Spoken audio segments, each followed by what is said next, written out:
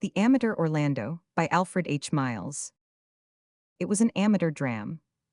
Kind hearer, although your knowledge of French is not first class, don't call that amateur. It was an amateur dram. The which did warfare wage on the dramatic works of this and every other age. It had a walking gentleman, a leading juvenile, first lady in book muslin dressed, with a galvanic smile, thereto a singing chambermaid, benignant heavy paw, and oh, heavier still was the heavier villain with his fierce ha, ha.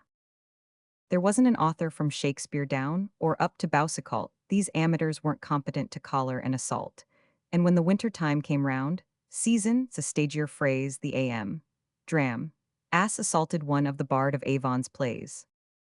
'Twas as you like it that they chose, for the leading lady's heart was set on playing Rosalind or some other page's part, and the president of the A.M.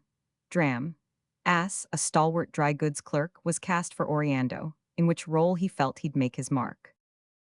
I mind me, said the president, all thoughtful was his face, when Oriando was taken by Thingamy that Charles was played by Mace. Charles hath not many lines to speak, nay, not a single length, if find we can a Mussulman, that is, a man of strength, and bring him on the stage as Charles, but alas, it can't be did? It can, replied the treasurer. Let's get the hunky kid. This hunky kid of whom he spoke belonged to the PR. He always had his hair cut short and always had catarrh. His voice was gruff, his language rough, his forehead villainous low, and neath his broken nose a vast expanse of jaw did show. He was 48 about the chest, and his forearm at the mid-DLE measured 21 and a half. Such was the hunky kid. The A.M. Dram, they have engaged this pet of the PR, as Charles the wrestler he's to be a bright particular star.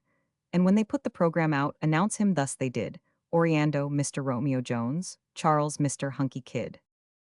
The night has come, the house is packed, from pit to gallery, as those who through the curtain peep quake inwardly to see. A squeak's heard in the orchestra, as the leader draws across intestines of the agile cat the tail of the noble hoss. All is at sea behind the scenes. Why do they fear and funk? Alas, alas, the hunky kid is lamentably drunk. He's in that most unlovely stage of half-intoxication when men resent the hint they're tight as a personal imputation. Ring up, Orlando cried, or we must cut the scene. For Charles the wrestler is imbued with poisonous benzene, and every moment gets more drunk than he before has been.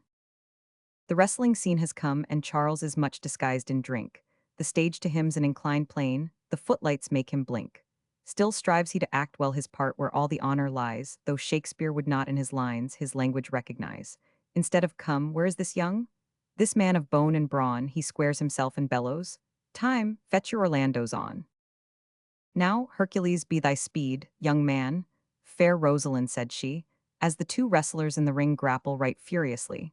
But Charles the wrestler had no sense of dramatic propriety. He seized on Mr. Romeo Jones, in Gr. Acheroman style. He got what they call a grapevine lock on that leading juvenile. He flung him into the orchestra, and the man with the ophicleide on whom he fell, he just said, well, no matter what, and died. When once the tiger has tasted blood and found that it is sweet, he has a habit of killing more than he can possibly eat. And thus it was with the hunky kid.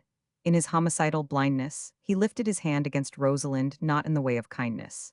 He chased poor Celia off at Rue Le Beau, and he put such a head upon Duke Fred, in 15 seconds or so, that never one of the courtly train might his haughty master know.